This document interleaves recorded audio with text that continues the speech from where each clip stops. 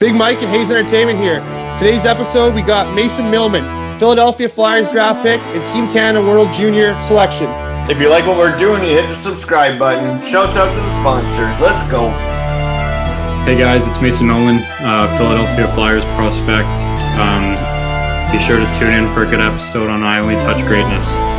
This is the hottest place. The big name interviews in Vancouver with Ryan Hayes and Big Mike.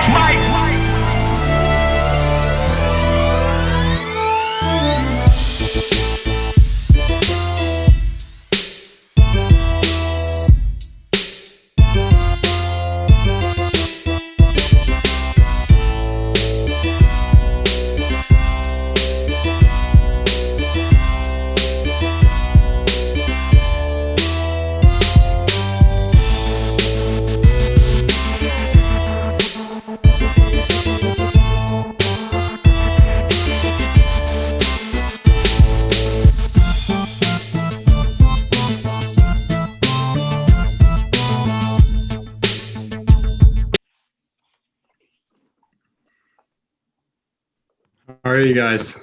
Good, yourself? Hey, buddy. How you doing? Good, thanks. Thank you so much for taking the time today for us. We really appreciate it. Yeah, no worries at all. I'm going to ask you a bunch of questions about hockey, obviously. Had a few. Hang on. I gotta go. Fucking throw this one on for you, boy. That looks a lot better. And a Team Canada hat, just in case. How did your Canada one go, by the way? Pretty good. They're long. Are they? Yeah. Yeah, we've had three the last 3 days, but a lot of info to get everyone on the same page, right? So Okay.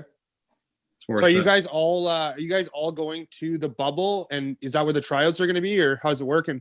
So we go to Red Deer first, where it's like basically a little bubble of just us. And then if you make the team, then you go to Edmonton, where like the NHL bubble was. And Okay. that's where like all the countries come together and all the countries are together. Okay. What made you get into hockey in the first place, and did you play any other sports growing up? So I played in a little bit of everything. I played lacrosse, played baseball, soccer, basketball, a little bit of everything. Really hockey was just something where when I was younger, my mom and I were in a grocery store together, and I kind of ran over to the mini stick section and grabbed a mini stick, and my mom said I wouldn't let go of it. So she has said that was kind of her cue to let me sign up for skating and stuff, and started off at a pretty young age. I think I started skating around 4 years old, and then kind of rest was just history. Yeah, you definitely made the right Well, decision. I That's for almost sure. quit hockey around like the age of 8 because I was so like invested in football. Like I Oh, never really? played football, and I told my parents like I want to play football. I want to play football. My parents were like, are you sure? Like you're playing hockey? Like are you sure you want to quit? 'Cause you can't play both at the same time. It's like, and then I came back a week later. I was like, I want to play hockey. So, good Well, it was decision. definitely the right decision for sure. Any nicknames, and what's your favorite jersey number and why? Most of the time I just get called Millie. Nothing too special. Jersey number wise, I always wear number 12. I've been fortunate enough I've worn it on every team I've ever played on because it seems like no one else wants to wear it. But no, that was just kind of from my dad. When I was younger, my dad was always playing baseball, and he was a pretty good baseball player. So he was number 12, and I kind of was like, yeah, like that's the number I want to be. I couldn't pick his hockey number because he's a goalie, but no, that was just kind of the number that I picked when I was young, and I've just always stuck with it. Well, obviously, congratulations, Mason, getting drafted 103rd overall to the Philadelphia Flyers. Take me back to that day. Yeah, no, that was a day you can't really describe. You know, like going into that day, there's a ton of nerves. You never really know what's going on. You just kind of got to sit and be patient and try and soak it all in. And I tell that to everyone. I was at Perfetti's draft party, and you know, like you try and calm the guy down, but you've been there before and you know what the feelings are like prior going into it. And it's a very nerve-wracking day. Obviously the unknown is something that no one likes to sit through, but let me tell you, those minutes go by so slow. But I mean, once you hear your name called, it's like a feeling of happiness that you've never felt before. Like there's nothing in the world that can compare to that. Yeah, I could imagine. I could imagine. Hey, we had Perfetti on too, and we were cheering for that guy. That was I was surprised. I was surprised he went to that far down. Actually, no, Fats was nervous too, but you know what? He went to a great franchise. Oh yeah, once it's kind of all over and done with, I mean, it's that feeling of happiness that you get where it's something you pursued for such a long time in your life. You know what? To kind of see that become a reality, it's something that's just so amazing. Knowing that you know what you're doing every day in and every day out is actually doing something for you. So it's definitely something that's just so rewarding and so happy and so exciting in that part of your life where you just kind of got to try and take it all in, and it's such a short amount of time for how much time you put in. Did you know the Flyers were interested, or did you talk to them much before the draft? Yeah, I talked to them a little bit. I mean, for me, it was something where I was in a first round pick or a second round pick, so it was more so up in the air. I had a good feeling about Philadelphia. They came to London and we went out for dinner and had a good talk and stuff. And, you know, the conversation just kind of flew by and just flowed really well. I mean, Rick Precy and I just really gelled well together and had some fun with it and kind of messed around. And you know what, it was something where I walked out there going like, I'm pretty confident with this. Like that's a good interview. Awesome. And how did your first camp go? It went well. I mean, going in there, obviously it's a bit nerve wracking. You know, you're going up against some of the guys some of the top players in the world, and it's kind of the first couple hours of the first day of camp's kind of an awe moment. Guys you grow up watching and idolize and stuff like that, like Claude Giroux and Provorov and Gostisbehere and stuff. Like I told every NHL team that my player comparison was Shane Gostisbehere, and then the first day of camp I walk in and they're like, yeah, you got to use his sticks. And I'm kind of sitting there and I'm like, whoa, like I'm using Shane Gostisbehere sticks. And then you kind of got to just snap out of it and you're like, okay, well, I'm here to play against Shane Gostisbehere, so I better wake up really quick. So it was a lot of fun. I mean, you know, Philly, such a great organization, and they really do treat you like pros and they handle it so well. You know, the way they treat you is second to none with food and how they take care of you and stuff. Like it's almost like it is one big family. Like they care, all the players there care. Like doesn't matter who you are. I was one of the youngest guys there by far. You know what? And all the pro guys aren't walking by just kind of looking me off and stuff. Like they're helping me out and giving me tips and stuff. So it's definitely a place where they realize too that, you know what, you're not just a little boy amongst men. You know, they want you to prosper and become a player that can help that team out too. So it was a great experience for me, and I had a ton of fun with it, and I learned a ton too. What challenges did you come across in getting to where you are today? This is actually a funny story. So when I was younger, like probably 13-ish, around that area, I played in one of the World Selects tournaments, the one in Bolzano, Italy. So that was like one of my first major like experiences and stuff like that with hockey. And so my two coaches were both of Gordie Howe's grandsons. So, you know what, they had a ton of knowledge and stuff like that. And so at the end of the tournament, they gave back these report cards. And on my report card, my weakest asset was my skating. So my skating was my big thing that I needed to work on and stuff. So I like right away hired power skating coach, went to power skating like 3 times a week and stuff, and just kept working at it. And throughout all this, like it's funny now because now when I sit down with people, I tell them, yeah, one of my strongest assets is my skating. So it was just kind of something where, you know what, like you're told something and you got to take it to heart, and not as if it's them trying to tell you you're a bad player and you got to work on things and stuff like that. But no, other than that, really, like, you know what, I didn't go straight to the OHL. I played a year of junior B. I loved playing in St. Thomas. You know what, I had one of the best years of my life there. A lot of great kids there, a lot of good coaches there and stuff. And so I took that as a huge growing and learning opportunity. It gave me a lot of confidence to play the way I do today. And you know what, it was something where I appreciated what they did for me. Obviously at the time it sucks. You never like being cut from a team or not being able to go and play right in the OHL right away. But looking back on it, that was one of the biggest things that's helped my career so far. Take me back to your first OHL goal.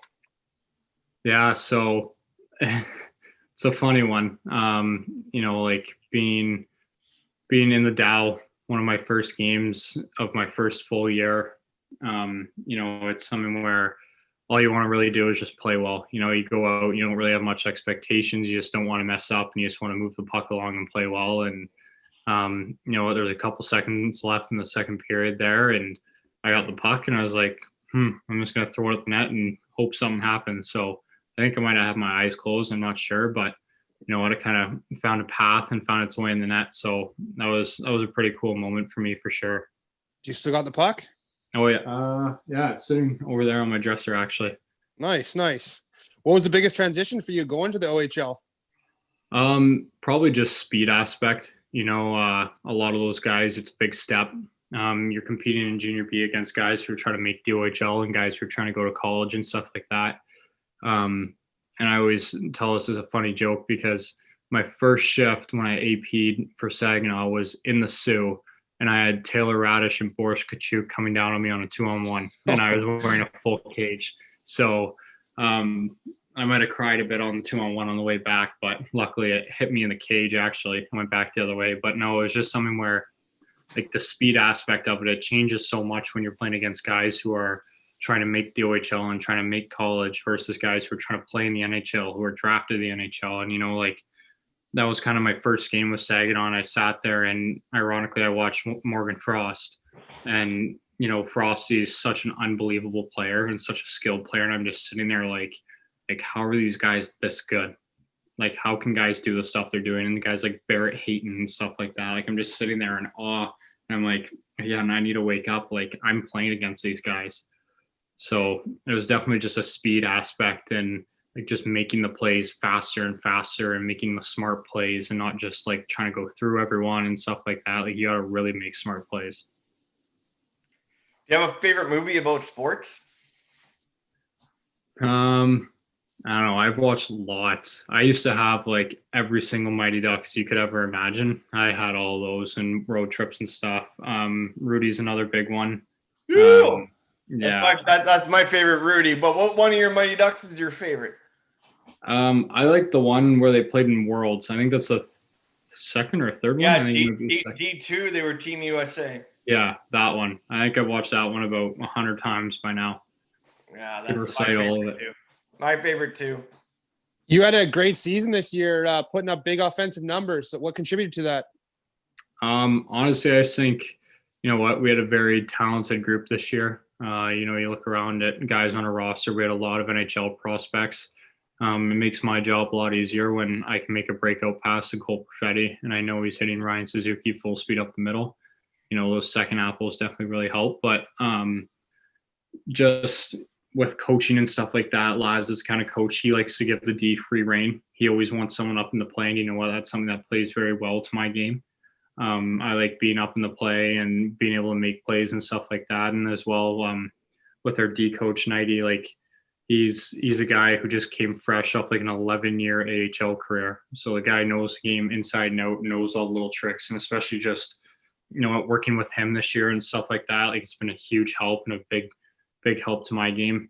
Like at the end of practices and stuff like that, he'd line up 10 pucks and go, okay, shoot them. And then I'd shoot them all and I'd go to get some more there, and I'd turn around and he'd have 10 more lined up. And he'd say, shoot them. And you know what? So just working with him and stuff, he's an amazing coach too for the back end. He's helped us out extraordinarily. Just some of the stuff he does after practice and before practice, he used to come out if we had a D-man injured or if we had a D-man who was sick or something and couldn't practice. Nighty would come out in full equipment and would practice with us. Wow. So just the dedication that our coaching staff had with us and stuff like that is just off the charts with how much they want to improve you and stuff. So it's almost impossible to not improve there. What's it like playing with two beauties like Perfetti and Lennox? Yeah, no. So I came in the same year as those two did. So we spent a lot of time together. I actually drove Lenny around the entire first year. So him and I got to know each other pretty well, but no, they're both awesome kids. Obviously, they've both started their own foundations, and such an amazing thing to do for the two of them, being bigger people outside of hockey. You know what? Not only are they amazing hockey players and top talented hockey players, but they're great kids off the ice too. They're just guys who care in the dressing room and guys who like to be team players. So it's never about them. It's always about the team for them, and that's something to me that just says a lot about their character for sure. Do you have a favorite road barn? Favorite road game? Okay, I love the Odd.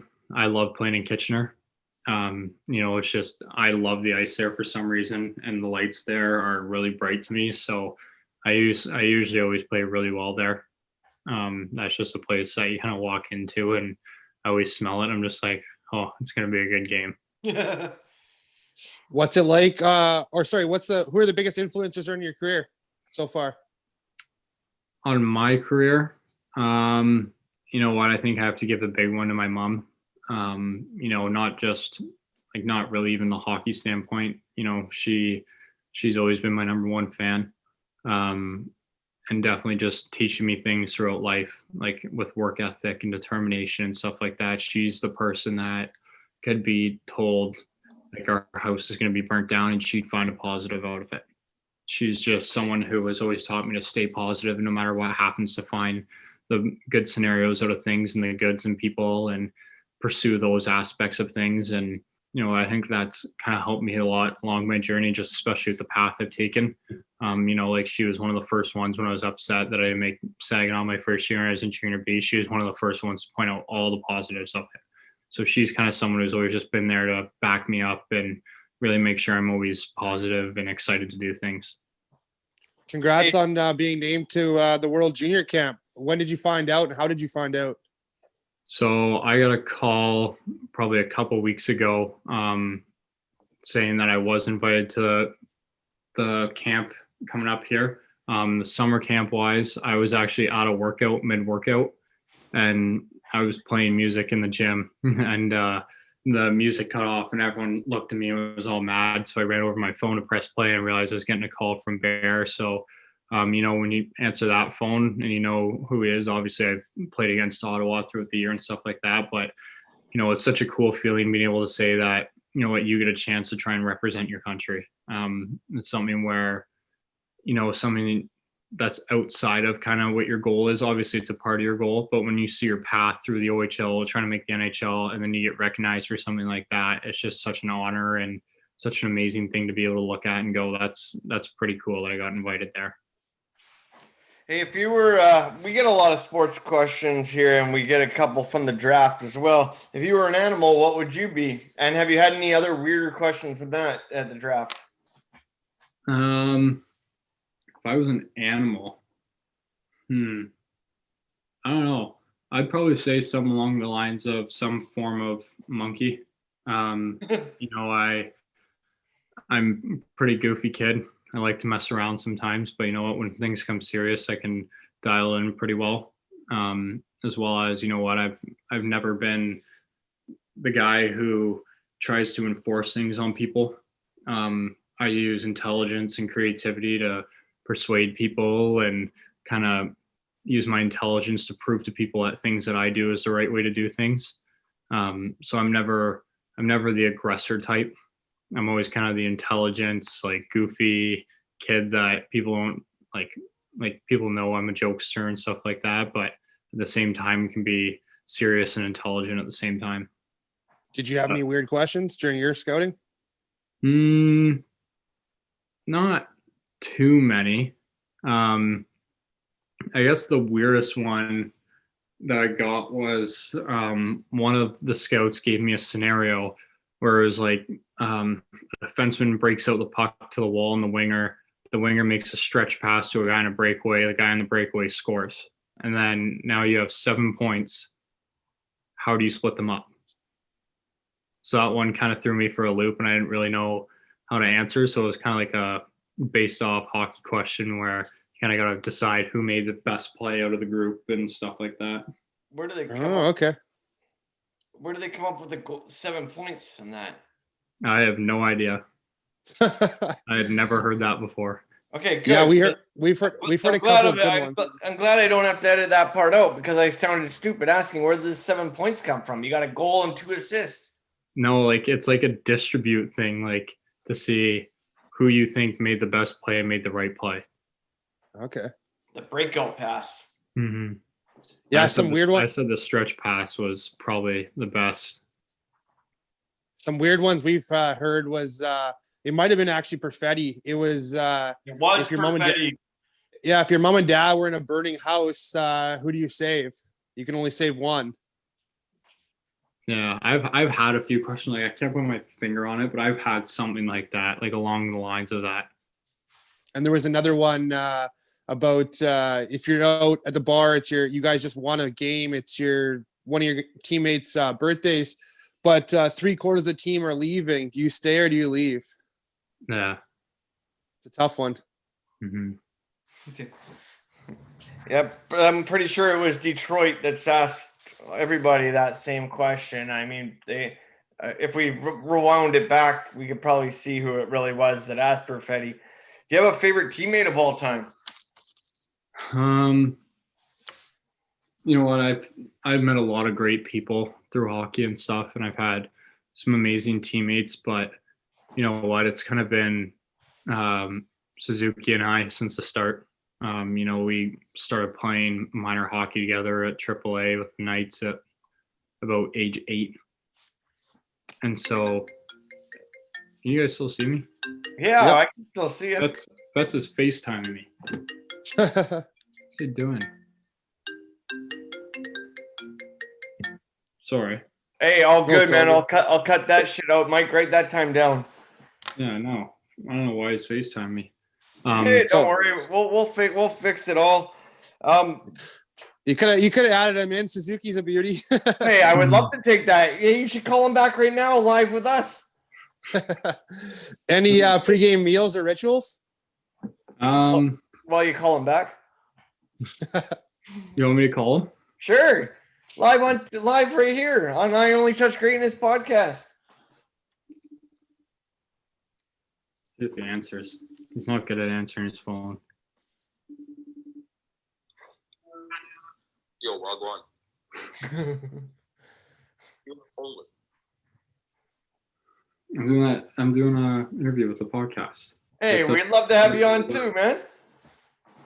All right, calling me. All right. Perfect. We're not editing that part out. That was great. Yeah, Oh, but Mike. no, pregame rituals and stuff like that. I'm not too picky of a kid. My Bill mom makes me the same meal every day though, because she thinks that's what makes me play the way I do. So she makes me the same pasta, chicken Alfredo every day. So I'm very thankful for that. But like other than that, like I tape my stick before every game. I sit in the same seat in the stands before every game. But other than that, I don't eat the same thing. I don't drink the same amount. Like I kind of just do what I feel my body needs for that day. What's your go-to celly? I kind of just panic. I don't score much, so kind of just get excited. Hey, you know what? What- Now that you say that about sitting in the same seat, I actually do that when I go into beer league. I always take the end seat, and I never thought about it till right now because one, I'm a germaphobe, so I don't want another person sitting beside me. No, I just always sit in the same spot. What's your favorite music before games? And who's the Spirits DJ? Oh, you know what? I usually play a lot of rap. I like rap and techno before a game, like stuff to get your blood flowing and get you pumped up. You know what? Koski and Bodie kind of DJ'd for a long time. They both kind of have the aux cord. Bodes is a big music guy, and he always has like the newest song that just came out. So he's kind of always been the music guy and runs our music for us. What's been your go-to quarantine snack? Oh, you know what? Go-to quarantine snack. A lot of protein shakes has been one for sure. Had a disgusting amount of those. No, but I think snack-wise, I'd have to say oatmeal. I think I eat oatmeal like no one else could possibly eat it. A little bit of peanut butter in there, and that's kind of just what I eat all the time. Yeah, that's great. Actually, I love oatmeal personally. I always get the Quaker one. Thanks for that sponsor. Oh, yeah. What color is your stick tape and what color is your Gatorade? Sick tape's always been white. I've tried to use black, but it just messes with my head now. Gatorade has to be 100% blue Gatorade. Blue Gatorade's like my all-time favorite. G2, blue G2 is my all-time favorite drink. So, Are you a coffee before games kind of guy? no, not at all. Okay. How do you describe your game and what do you bring to the table? I'd definitely say I'm a solid two-way defenseman. I obviously bring that skating aspect to the game, the intelligence aspect, to make lots of quick plays, and then can move versatile. Something where I know when to jump up in the rush and be a part of the offense, as well as I know when to play in my own end and when I need to be solid in my own end. So I kind of contribute both ways very evenly. Do you have a personal highlight or a personal low light? I think I'd have to say, obviously, personal highlight was being drafted. It's something not everyone can say that they've done, and it's such a pretty cool thing to say at this age, especially. Personal low light, probably blowing out my shoulder 2 years ago. Oh no. Yeah, no, that didn't feel too hot. It was in Game 3 of the semifinals against Guelph, and I blew out my shoulder. Ouch. Mm-hmm. Hey, Mason, we can't thank you enough for taking the time for us today and coming on here and speaking with us. We appreciate it. We're big fans of yours, and we're going to continue to be big fans for the rest of your career. We know you're going far in hockey.